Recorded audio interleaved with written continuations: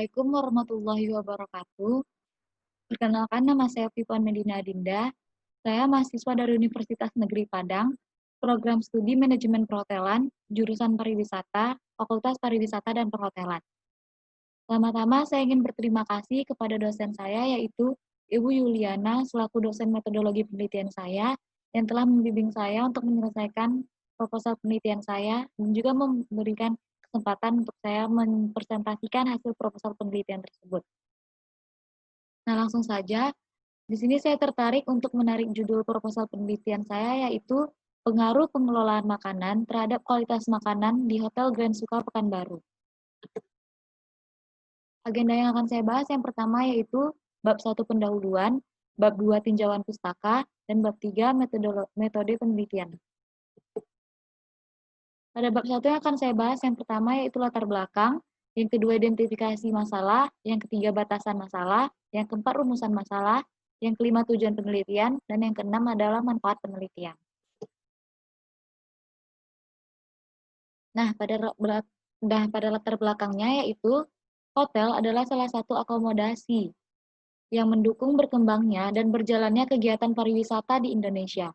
Hotel sendiri berasal dari kata hostel yang diambil dari bahasa Perancis yang artinya tempat perlindungan untuk para pendatang atau pelancong yang menyediakan penginapan, jasa makanan dan minuman, serta jasa pelayanan yang diberikan ke tamu lainnya.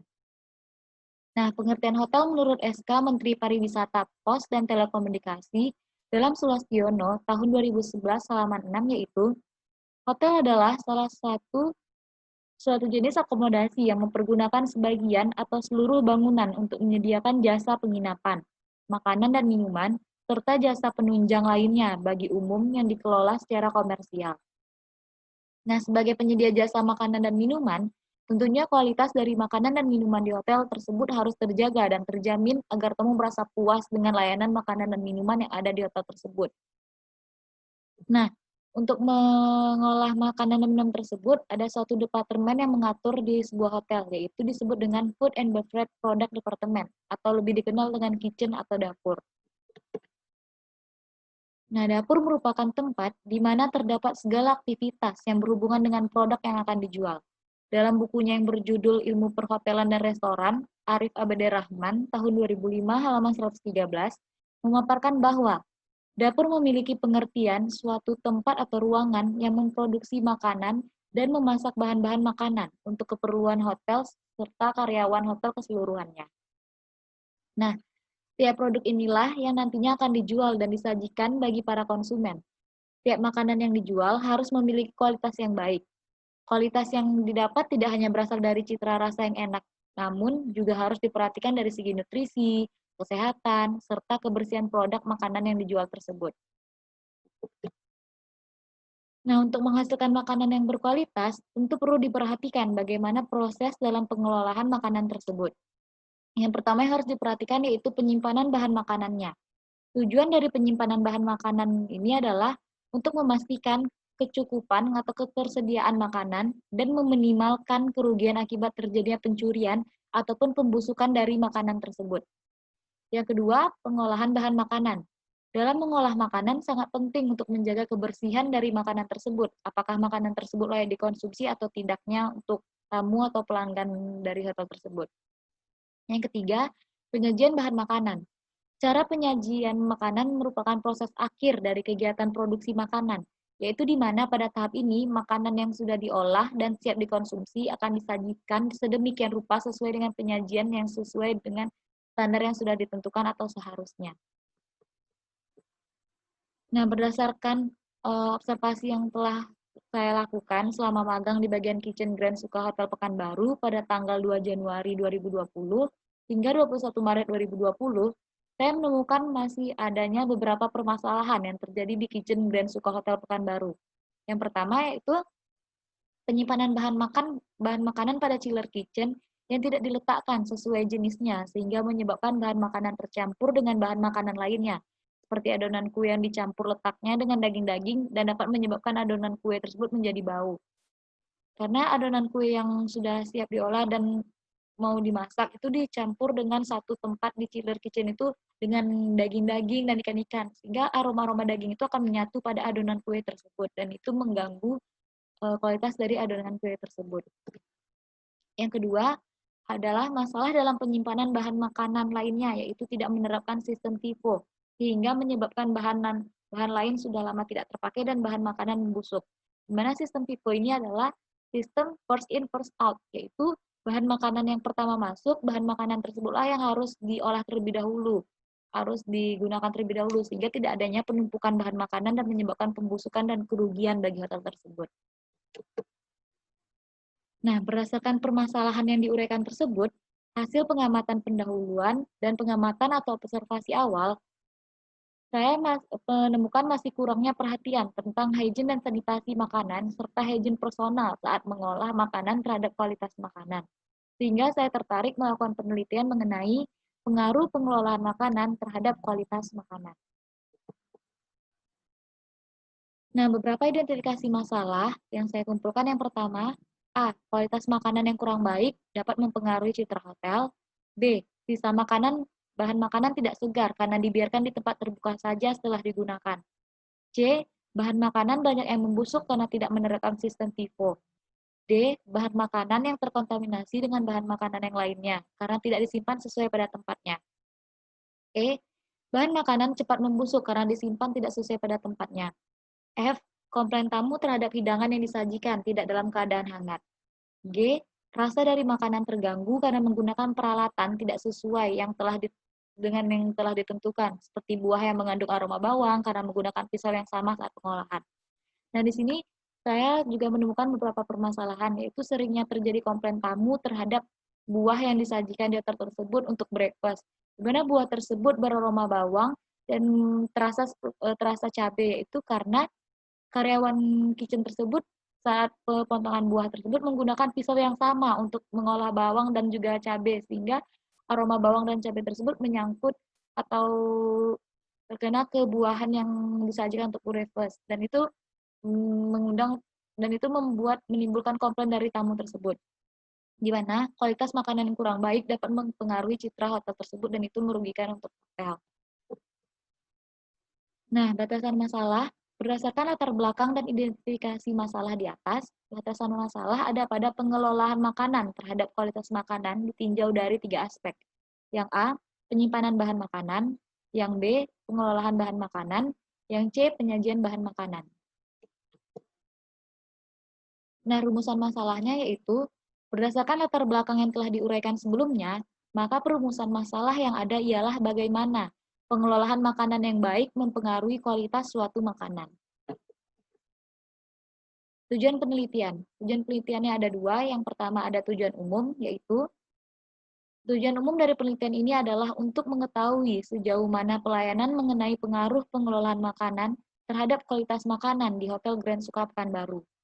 Yang tujuan khususnya ada 2. Yang A, agar dapat mengetahui pengelolaan makanan yang baik dan sesuai terhadap kualitas makanan. B, agar dapat mengetahui pengaruh pengelolaan makanan terhadap kualitas makanan di Hotel Grand Suka Pekanbaru. Nah, manfaat penelitiannya yang pertama ada manfaat bagi hotel, yaitu hasil penelitian ini diharapkan dapat bermanfaat sebagai saran dan pertimbangan bagi pihak Hotel Grand Suka Pekanbaru mengenai pengaruh pengelolaan makanan terhadap kualitas makanan. Yang kedua ada manfaat bagi peneliti, yaitu penelitian ini diharapkan dapat menambah pengetahuan penulis di bidang perhotelan, khususnya mengenai pengaruh pengelolaan makanan terhadap kualitas makanan tersebut. Yang B, penelitian ini bermanfaat sebagai ajang ilmiah untuk menerapkan teori yang telah diperoleh selama perkuliahan dalam praktek di lapangan. 3, manfaat bagi pembaca, yaitu hasil dari penelitian ini diharapkan bermanfaat bagi pembaca dalam rangka pemenuhan informasi dan referensi dalam menambah pengetahuan khususnya di bidang perhotelan. Yang B, hasil penelitian ini diharapkan menjadi dasar untuk penelitian berikutnya dan menambah teori-teori baru untuk penelitian sejenisnya. Nah, yang keempat, manfaat bagi jurusan yaitu hasil proposal penelitian ini diharapkan dapat digunakan untuk menambah referensi sebagai bahan penelitian lanjutan yang lebih mendalam pada masa yang akan datang. Selanjutnya saya akan memasuki bab 2 yaitu tinjauan pustakanya, yaitu pengelolaan makanan. Di mana kita harus mengetahui terlebih dahulu apa itu pengelolaan makanan. Pengelolaan makanan merupakan proses di mana akan terjadinya perubahan bentuk dari bahan baku menjadi mentah dan diolah menjadi makanan yang siap untuk dikonsumsi. Nah, pengelolaan makanan pada jasa boga harus menerapkan prinsip hygiene dan sanitasi makanan, mulai dari pemilihan bahan makanan sampai dengan penyajian makanan. Yang pertama akan saya bahas yaitu penyimpanan bahan makanannya. Tempat penyimpanan bahan makanan atau food store merupakan tempat untuk menyimpan berbagai jenis bahan makanan yang belum diolah maupun makanan yang sudah dimasak dan sudah siap untuk disajikan. Nah, dalam menjaga mutu dan kualitas makanan, tidak hanya kebersihan dapur dan tidak pula hanya tempat pengelolaan makanan saja yang harus diperhatikan, tetapi penyimpanan bahan makanan tersebut juga harus diperhatikan sesuai dengan standar yang telah ditentukan. Nah, tempat penyimpanan bahan makanan menurut Kemenkes RI tahun 2011 yang pertama yaitu tempat penyimpanan bahan makanan harus terhindar dari kemungkinan kontaminasi baik oleh bakteri, serangga, tikus, dan hewan lainnya maupun bahan-bahan berbahaya lainnya. Yang kedua, penyimpanan harus memperhatikan prinsip FIFO dan FIFO, yaitu first in, first out, yaitu bahan makanan yang disimpan terlebih dahulu dan yang mendekati masa kadaluarsa dimanfaatkan atau digunakan terlebih dahulu, sehingga tidak terjadi penumpukan bahan makanan di tempat penyimpanan bahan tersebut. Yang ketiga, penyimpanan bahan makanan harus memperhatikan suhu. Nah, suhu dari yang harus diperhatikan adalah antara lain sebagai berikut, yaitu sesuai dengan jenis bahan makanannya, seperti daging, ikan, udang, dan olahan lainnya tersebut, 3 hari atau kurang itu di sekitar suhu minus 5 derajat Celcius sampai dengan 0 derajat Celcius. Yang kedua, seperti telur, susu, dan olahan lainnya tersebut, itu sekitar 5 derajat Celcius sampai dengan 7 derajat Celcius. Untuk sayur dan buah-buahan dan minuman lainnya, itu dengan suhu 10 derajat Celcius. Nah, untuk tepung dan biji-bijian lainnya itu dengan suhu 25 derajat Celcius atau suhu ruang. Nah, yang keempat yaitu tempat atau wadah penyimpanan harus sesuai dengan jenis bahan makanan. Contohnya, bahan makanan yang cepat rusak itu disimpan di dalam lemari pendingin. Dan juga bahan makanan yang kering-kering itu disimpan di tempat yang kering dan tidak lempat atau itu disebut dengan kitchen store.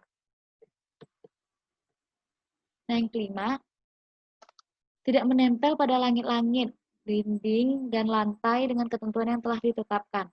Nah, ketentuan ditetapkan itu ada sebagai berikut. Jarak bahan makanan dengan lantai itu sekitar 15 cm, jarak bahan makanan tersebut dengan dinding tempat penyimpanan itu ada 5 cm, dan jarak bahan makanan dengan langit-langit tempat penyimpanan itu ada 60 cm. Yang keenam, penyimpanan bahan makanan atau olahan pabrik makanan dapat dalam kemasan tertutup disimpan pada suhu 10 derajat Celcius. Yang ketujuh, ketebalan dan bahan padat tidak lebih dari 10 cm. Yang kedelapan, kelembaban penyimpanan dalam ruangan itu sekitar 80% sampai 90%. Nah, menurut Sri Rejeki tahun 2015, halaman 65, kitchen store juga harus memenuhi beberapa syarat kebersihan, yaitu yang pertama, tersedia fasilitas berupa rak untuk barang napan, panci-panci, dan peralatan lainnya. Yang kedua, bahan makanan yang mudah busuk dan jenis makanan yang tidak berkulit tidak boleh disimpan di atas permukaan lantai agar kitchen store bersih dan terhindar dari bakteri. Yang ketiga, bahan makanan yang cepat membusuk harus disimpan dalam suhu yang sesuai dengan jenis bahan makanan tersebut, seperti suhu yang sudah disebutkan sebelumnya. Yang keempat, lantai harus dibersihkan setiap hari, terutama di gudang dan ruangan yang berair yang disebabkan oleh kondensasi es. Yang kelima, disediakan lampu penerangan untuk mencegah terjadinya kesalahan dalam pengambilan bahan makanan dan untuk mempermudah melihat keadaan gudang secara menyeluruh untuk menghindari adanya kotoran, bakteri, dan tikus sehingga bisa mudah untuk dibersihkan. Keenam, sistem ventilasi untuk gudang itu harus ada seperti exhaust fan itu berfungsi untuk mengubah sirkulasi udara dari ruangan tersebut. Yang ketujuh, penyimpanannya harus dingin. Nah, tujuan dari penyimpanan bahan makanan ini adalah untuk memastikan kecukupan ketersediaan bahan makanan dan minimalkan kerugian tersebut akibat penumpukan bahan makanan atau pembusukan bahan makanan. Hal-hal yang dapat mengakibatkan pembusukan makanan tersebut diantaranya yaitu yang seperti sudah disebutkan, temperaturnya yang salah, tempat penyimpanan yang salah, waktu penyimpanan yang terlalu lama, kurangnya pengawasan, kesalahan dalam pemisahan bahan makanan, dan juga kurangnya perhatian pada hygiene dan sanitasi dalam penyimpanan makanan tersebut. Nah, selanjutnya itu yang kedua itu pengolahan bahan makanan. Pengolahan bahan makanan adalah proses pengubahan bentuk dari bahan mentah menjadi bahan jadi atau masak atau siap santap dengan memperhatikan kaidah cara pengolahan makanan yang baik.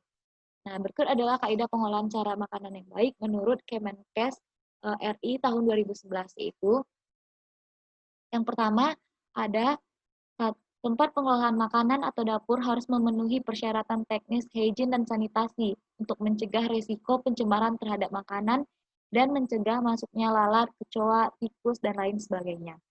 Yang kedua, menu disusun dengan memperhatikan beberapa hal. Nah, hal yang harus diperhatikan dalam menyusun menu yang itu adalah yang pertama, yang A, pesanannya itu sesuai dari konsumen. Pemesanannya itu harus sesuai dengan konsumen, maka menu tersebut harus disajikan. Yang B, ketersediaan bahan, jenis, dan jumlahnya. Yang C, keragaman variasi dari setiap menu. Yang D, proses dan lama waktu pengolahannya. Yang E, keahlian dalam mengolah makanan dari menu terkait. 3, pemilihan bahan sortir untuk memisahkan atau membuang bagian bahan yang rusak dan untuk menjaga mutu dan keawetan makanan serta mengurangi resiko pencemaran makanan. Keempat, peracikan bahan, persiapan bumbu, persiapan pengolahan, dan prioritas dalam memasak harus dilakukan sesuai tahapan dan harus higienis dan juga semua bahan makanan siap dimasak harus dicuci dengan air mengalir.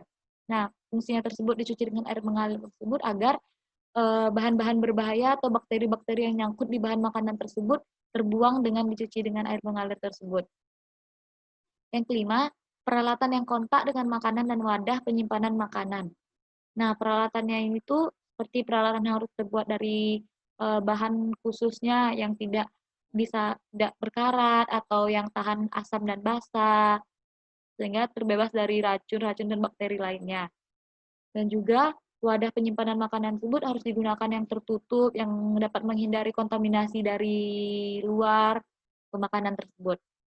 Nah, yang keenam, persiapan pengolahan harus dilakukan dengan menyiapkan semua peralatan yang akan digunakan dan bahan makanan yang sesuai dengan urutan prioritas. 7. Pengaturan suhu dan waktu perlu diperhatikan karena setiap bahan makanan tersebut mempunyai kematangan yang berbeda. Yang ke-8, prioritas dalam memasak. Nah, prioritas dalam memasak itu ada beberapa prioritas yang harus diperhatikan, yaitu yang A, dahulukan memasak makanan yang tahan lama seperti goreng-gorengan yang kering. Yang B, makanan rawan seperti makanan yang berkuah itu harus dimasak di akhir seperti sayuran yang berkuah, gulai-gulayan.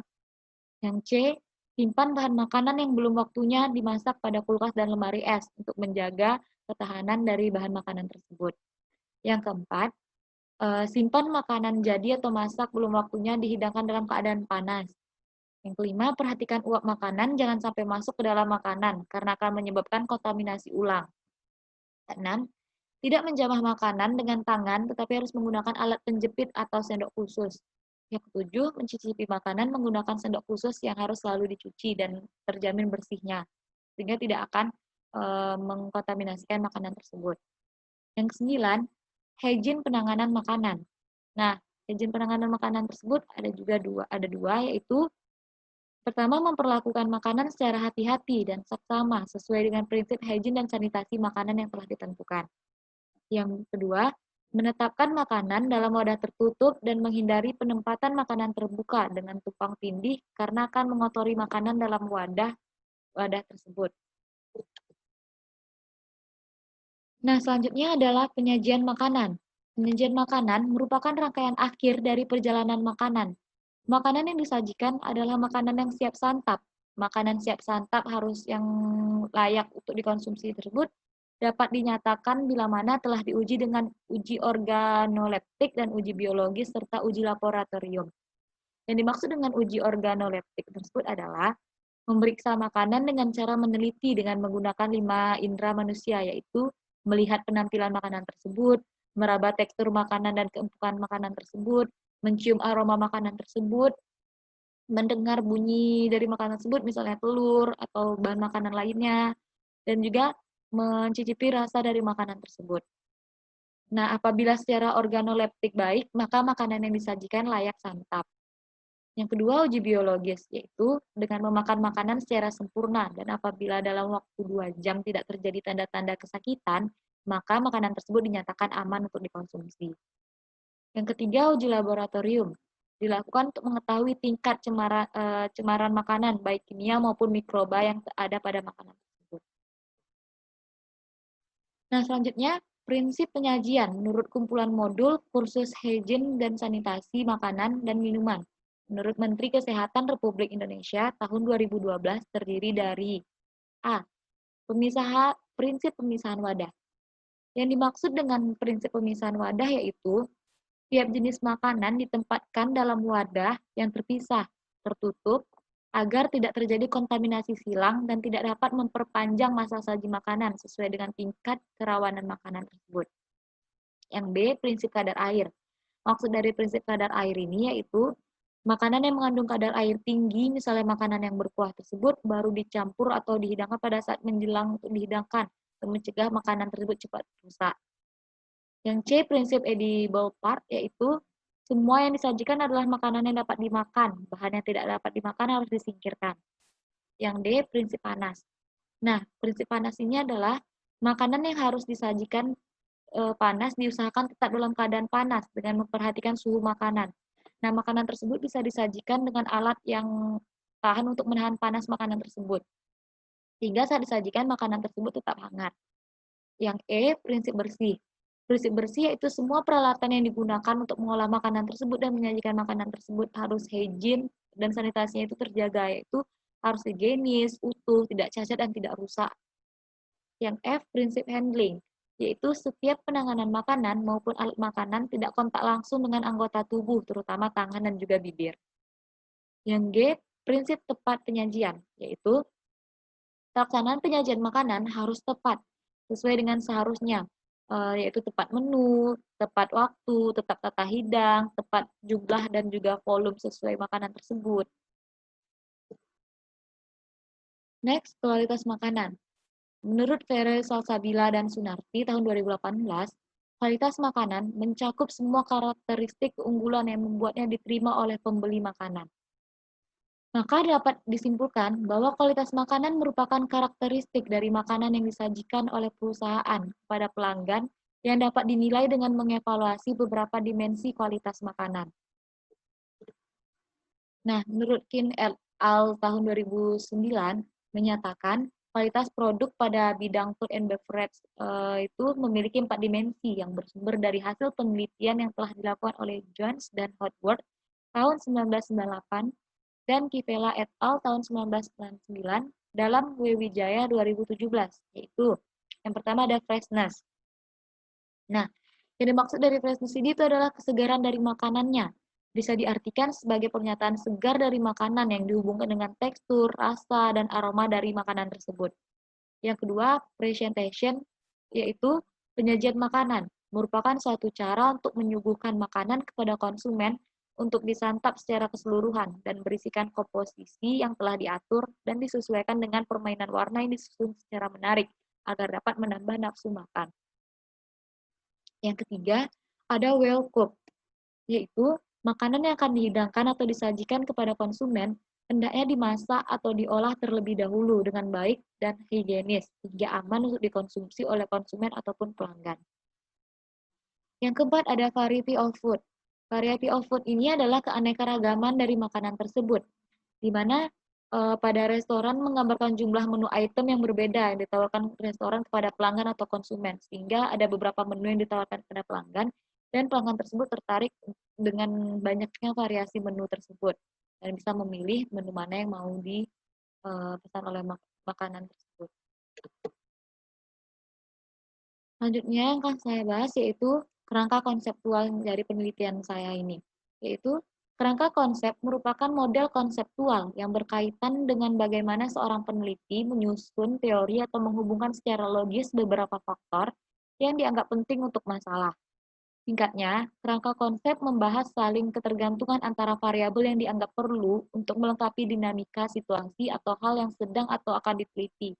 Itu menurut Setiadi tahun 2013. Nah, pada penelitian ini bertujuan untuk mengetahui pengaruh pengolahan makanan terhadap kualitas suatu makanan di Hotel Grand Suka Pekanbaru. Berikut adalah skema kerangka konseptual yang digunakan dalam penelitian ini, di mana pengelolaan makanan mempengaruhi kualitas dari makanan tersebut. Nah, hipotesisnya yaitu, hipotesis merupakan jawaban sementara terhadap rumusan masalah penelitian, di mana rumusan masalah penelitian telah dinyatakan dalam bentuk kalimat pernyataan. Dinyatakan sementara karena jawaban yang diberikan baru didasarkan pada teori yang relevan, belum didasarkan pada fakta-fakta empiris yang diperoleh melalui pengumpulan data. Itu menurut Sugiono tahun 2016 pada bukunya halaman 64. Berdasarkan kerangka konseptual di atas, maka hipotesis akan diuji dalam penelitian ini sebagai berikut. Ada HA dan HO. HA di mana untuk terdapat pengaruh kualitas makanan terhadap pengelolaan makanan pada Hotel Grand Suka Pekanbaru, dan HO itu untuk tidak terdapat pengaruh kualitas makanan terhadap pengolahan makanan pada Hotel Grand Suka Pekanbaru. Selanjutnya, itu adalah bab 3, yaitu metode penelitian. Yang pertama adalah jenis penelitiannya. Berdasarkan permasalahan jenis penelitian ini digolongkan kepada penelitian asosiatif klausal dengan metode survei. Menurut Sugiono, tahun 2018 halaman 52 menyatakan bahwa penelitian asosiatif klausal adalah penelitian yang bertujuan untuk mencari hubungan satu variabel dengan variabel lain yang mempunyai hubungan sebab dan akibat. Yang kedua ada tempat dan waktu penelitian, di mana penelitian ini akan dilakukan di Grand Suka Hotel Pekanbaru dalam rentang waktu Januari sampai Maret 2020, di mana saya sudah melakukan pengalaman magang, melakukan observasi pengalaman magang saya di hotel tersebut, terhitung dari tanggal 2 Januari sampai 21 Maret 2020. Yang ketiga ada variabel penelitian. Nah, menurut Sugiono, tahun 2012, variabel penelitian adalah suatu atribut atau sifat atau nilai dari orang tersebut, yaitu objek atau kegiatan yang mempunyai variasi tertentu yang dilakukan oleh peneliti untuk dipelajari dan kemudian ditarik kesimpulannya. Dalam penelitian ini, menggunakan hubungan klausal yang mana merupakan hubungan yang bersifat sebab akibat. Jadi ada variabel yang independen, yaitu variabel yang mempengaruhi, dan ada variabel yang dependen, yaitu variabel yang dipengaruhi. Itu menurut Sugiono tahun 2016, halaman 37.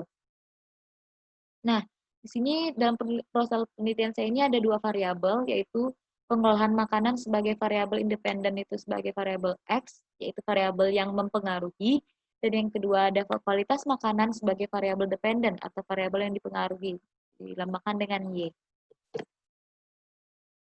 Yang keempat ada definisi operasional variabel. Berdasarkan kajian teori yang sudah dijabarkan sebelumnya, maka dapat dilihat definisi operasional variabel penelitian ini adalah A. Pengelolaan makanan. Merupakan proses di mana akan terjadi perubahan bentuk dari bahan baku yang masih mentah dan diolah menjadi makanan yang siap untuk dikonsumsi. Yang B. Kualitas makanan merupakan karakteristik dari makanan yang disajikan oleh perusahaan kepada pelanggan yang dapat dinilai dengan mengevaluasi beberapa dimensi kualitas makanan. Nah, selanjutnya yang akan saya bahas yaitu populasi dan sampel dari proposal penelitian ini. Yang A, ada populasi penelitian.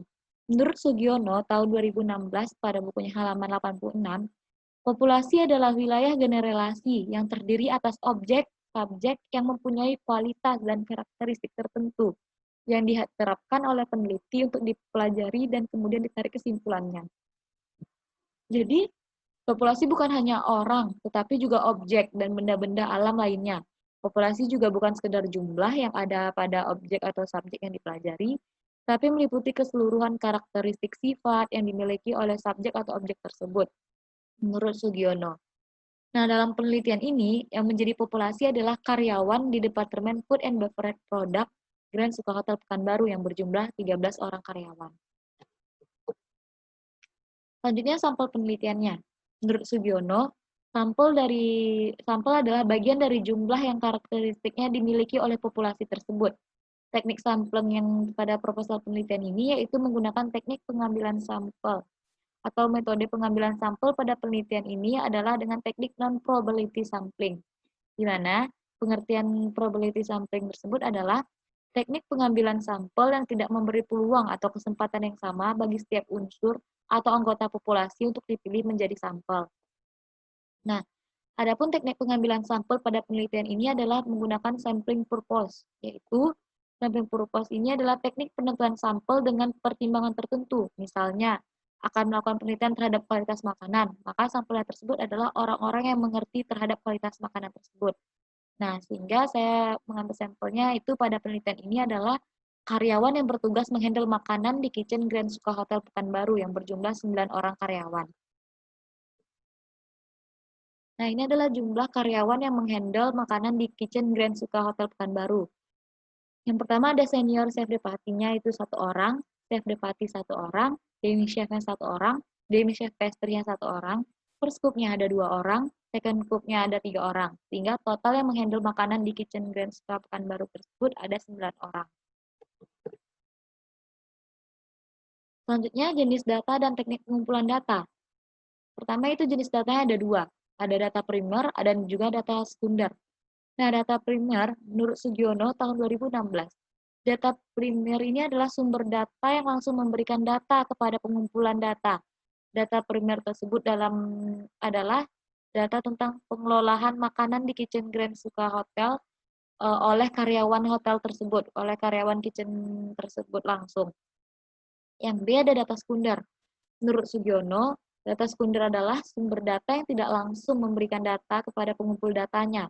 Jadi dalam penelitian ini yang menjadi sumber data itu adalah literatur, artikel, jurnal, serta situs-situs internet yang berkenaan dengan penelitian atau yang bersangkutan dengan penelitian terkait. Nah, selanjutnya teknik pengumpulan datanya. Menurut Sugiono, teknik pengumpulan data merupakan langkah yang paling strategis dalam penelitian, karena tujuan utama dari penelitian adalah mendapatkan data. Jadi teknik pengumpulan data yang digunakan adalah komunikasi tidak langsung melalui penyebaran kuesioner atau angket. Kuesioner tersebut bisa berupa pertanyaan tertutup yang diberikan kepada responden secara langsung dengan menggunakan skala Likert. Nah, selanjutnya ada instrumen penelitian. Menurut Sugiono, instrumen penelitian ini digunakan untuk mengukur nilai variabel yang diteliti. Dengan demikian, jumlah instrumen yang akan digunakan untuk penelitian ini tergantung pada jumlah variabel yang diteliti. Nah, instrumen penelitian yang digunakan dalam penelitian ini adalah kuesioner atau angket, yang disusun menurut skala Likert dengan penyusunan dalam bentuk kalimat yang bersifat positif dan berhubungan dengan kedua variabel penelitian tersebut. Nah, ini adalah variabel, indikator, dan subindikator dari proposal penelitian ini. Yang pertama, variabel pengelolaan makanan dilambangkan dengan X, yaitu indikatornya penyimpanan bahan makanan, subindikatornya tempat penyimpanan bahan makanan, indikator pengelolaan bahan makanan dengan subindikator kaidah cara pengelolaan makanan yang baik, indikator penyajian bahan makanan dengan subindikator prinsip penyajian. Dan juga variabelnya itu kualitas makanan dilambangkan dengan Y, yaitu indikatornya dimensi kualitas makanan dan juga subindikatornya ada freshness, presentation, taste, innovative food. Nah, selanjutnya ada teknik analisa data. Menurut Sugiono adalah penelitian kuantitatif. Analisa data merupakan kegiatan setelah data dari seluruh responden atau sumber data lainnya terkumpul. Jadi, kegiatan dalam analisis data ini adalah mengelompokkan data berdasarkan variabel dan jenis responden, metabulasi data berdasarkan variabel dari seluruh responden, menyajikan data tiap variabel yang diteliti, melakukan perhitungan untuk menjawab rumusan masalah, dan juga melakukan perhitungan untuk menguji hipotesis yang telah diajukan sebelumnya. Nah, penelitian dalam pengolahan data dilakukan dengan merancang struktur data, pengkodean, editing, dan pengentrian data. Teknik analisa datanya yang pertama ada metabulasi data, yaitu data pengolahan makanan dan kualitas makanan diukur dengan menggunakan data konsentrasi, menghitung frekuensi, mean, modus, presentasi, nilai rata-rata, standar deviasi, nilai minimum, dan nilai maksimum. Yang kedua ada deskripsi datanya, yaitu mengelompokkan skor ke data dalam 5 kategori untuk melihat tingkatan pencapaian responden. Teknik yang dipakai menurut Ari Kunto tahun 2010 yaitu sebagai berikut. Ada 5 kategori, yaitu ada kategori sangat baik, kategori cukup, kategori buruk, dan juga kategori sangat buruk sesuai dengan rumus yang telah ditentukan. Nah, keterangan dari kategori tersebut yaitu untuk menentukan skor-skor rata ideal digunakan kurva nominal sebagai berikut. MI yaitu setengah skor ideal maksimum ditambah skor ideal minimum, dan juga SDI yaitu 1/6 skor ideal maksimum dikurang dengan skor ideal minimum, di mana MI sebagai skor rata-rata ideal dan juga SDI sebagai simpakan baku. Nah, sekian presentasi proposal penelitian saya tersebut. Saya berharap semoga dapat bermanfaat bagi semuanya dan menambah ilmu dari proposal penelitian tersebut. Saya mohon maaf apabila ada kesalahan, lebih dan kurangnya saya mohon maaf, karena saya di sini juga masih belajar dan terus belajar untuk mendapatkan ilmu yang lebih baik ke depannya dan untuk menjadi lebih baik lagi. Sekian dari saya. Wassalamualaikum warahmatullahi wabarakatuh.